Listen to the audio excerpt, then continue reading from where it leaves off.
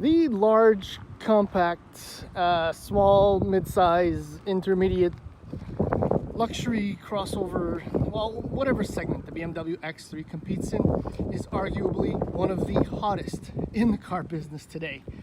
Look at the players. Infiniti QX50, all new. Acura RDX, all new. And then you go to options like the Mercedes-Benz GLC, the Audi Q5. All of these vehicles are battling it out for your hard-earned money. But you know what? More often than not, this one kind of comes out on top. Let's take a few minutes and look over why that is. Just by looking at my 2018 BMW X3, I think you can pick up a few hints that tell you that this is not your basic X3. First hint would be this little badge. I have to say that BMW's kind of gone overboard with the M badge, as has Mercedes with the AMG. But this one, the X3 M40i, is very much deserving of that badge. So just so you know, your base 2018 X3 starts at $48,000. If you want to jump up to the M40i, or what this one is essentially, you'll have to spend $61,500. And if you think that's a lot of money, you're correct. However, the SQ5 GLC 43, the pricing is all within a few $100s of each other. I am convinced that is done on purpose. Now my tester, obviously, is far more expensive than that. That's because it includes the ultimate package and this photonic blue color, which is sublime. Oh, what's included in the ultimate package? Ready? 1, 2, 3. Panoramic roof, navigation, wireless charging, Harman Kardon, ventilated seats, ambient air, which is something I think I no longer can live without because I haven't showered in a week and I still smell fantastic.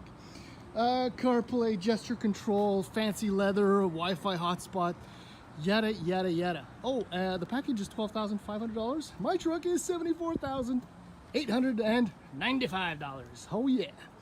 Okay, let's do the tour. That is beautiful. So here's the trunk. It's a little darker. There we go.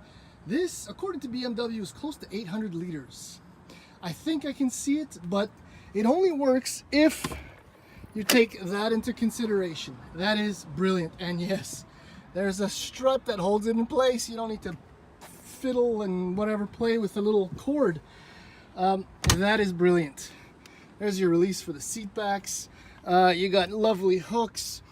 12-volt outlet there. This is beautifully finished, and I love the fact that the carpet goes all the way to the top. Don't need to worry about scratching the cheap plastic like in many other crossovers. Okay, so the back seat. This is a really good place. Oh, these sunshades, also included in the M40i, are a godsend when you have a sun, and the sun has been blazing for, oh yeah, so many things in here too. That's your adjustment for the seat back. That is a fantastic position. Okay, sliding aboard, easy peasy. Loads of legroom. The old driving position. Legroom is really good. You can easily slide your feet under here. In the M40i, you have these rear temp controls, so you have outboard heated positions. 3 across is possible, or as always, you can do the lounge-ish. Yeah, there you go. Okay, it's warm in here. These are details. So this is why you pay the extra money. The X, the finish, the speaker grill. I love the bins too. Very big. Cheesy nets, but whatever. They all have those. Actually, they're not cheesy. They're pretty good. Moving along. All right. So with the M40i, you get multi-way power adjustments. You also get power lumbar adjustment for passenger and driver. Yeah, there it is again. Oh, it's beautiful.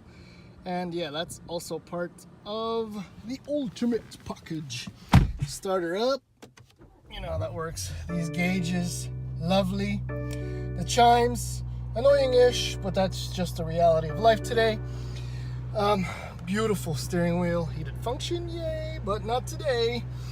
HVAC. A while ago, I don't know, really, I have nothing to say. It's fairly straightforward. I do slightly get annoyed by the fact that every time I start it up, the vented seats don't stay on. I had an RDX just last week, and they always stay on until you shut them off, even when you turn off the vehicle. The screen up here is brilliant. I'm going to try to remove my reflection. Not much you can do there. iDrive, this thing works beautifully now. I have no complaints. It's so much better than what Acura's done and what a Lexus is doing. Okay, there's your shifter, your drive modes. This one right here, boom, adaptive. Press it and forget it. Here's another nice touch. I mean, it's a lot of M's in this vehicle, but you pay the price. You know, there's another right smack in the middle. Oh wait, can I do the camera settings and functions in this thing? Different angles. I won't be able to do it unless I'm actually driving and paying attention to what I'm doing. I don't want to break it. Anyhow, I don't know if you're going to be able to hear this.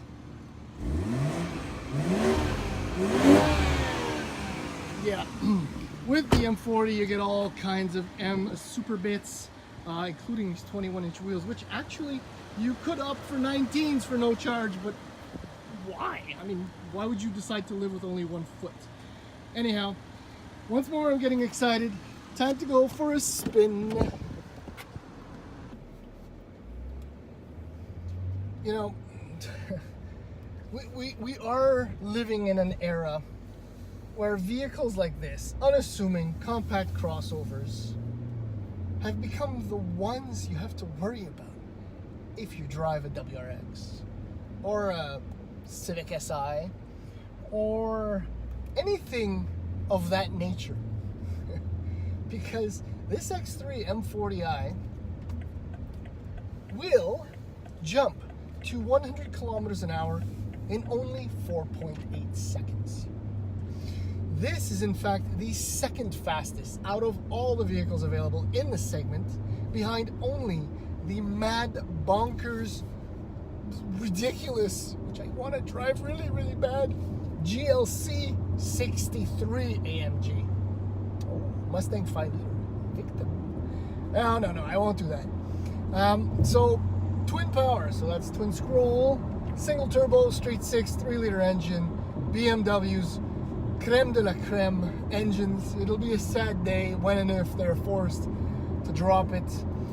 But in this vehicle, it puts out 355 horsepower between 5,500 RPM and 6,500 RPM, and a delicious amount of torque, 369 pounds between 1,520 and 4,800 RPM, which essentially means that when you step on it, instant, constant, sustained, disastrous power, which will get me in trouble in a heartbeat. 8-speed Steptronic.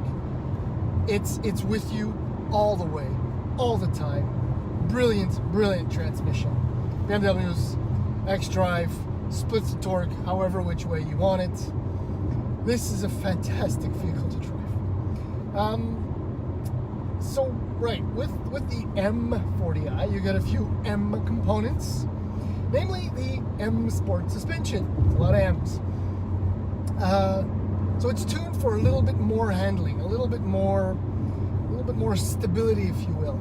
But true to most German automakers, in fact all of them, when they tune something ever so slightly, it's never at the expense of outright comfort. This perfect example. Smooth, look at this. I'm on the highway doing what I'm doing, as usual, and I mean the ride is beautiful.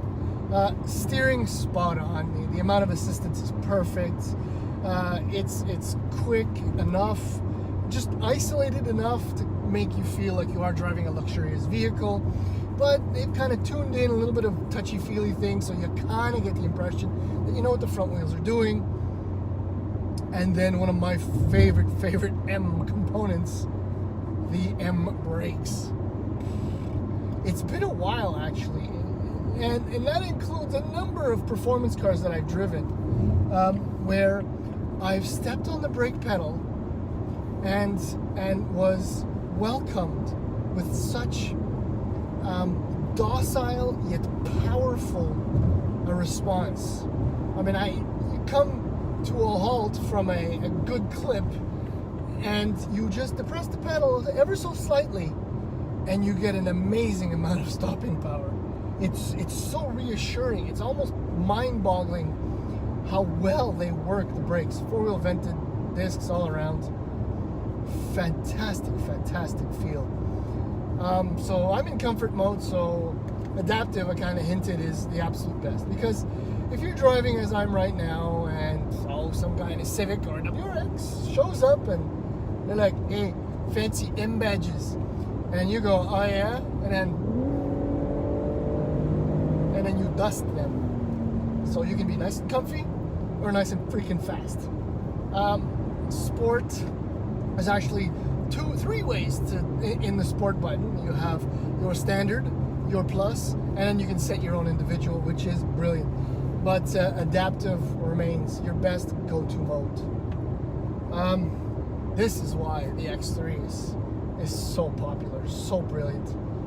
And I mean, the way this M40i looks for 62,000 or just shy of, well, you gotta get the blue. So close to 63 then. Wow. I mean, this thing, I don't want to say that I want one of these, but I would definitely consider it before the Japanese. I really like the GLC 43, really do. The SQ5 is good too, but this one's got a little extra jazz in it that really speaks my language. Anyhow,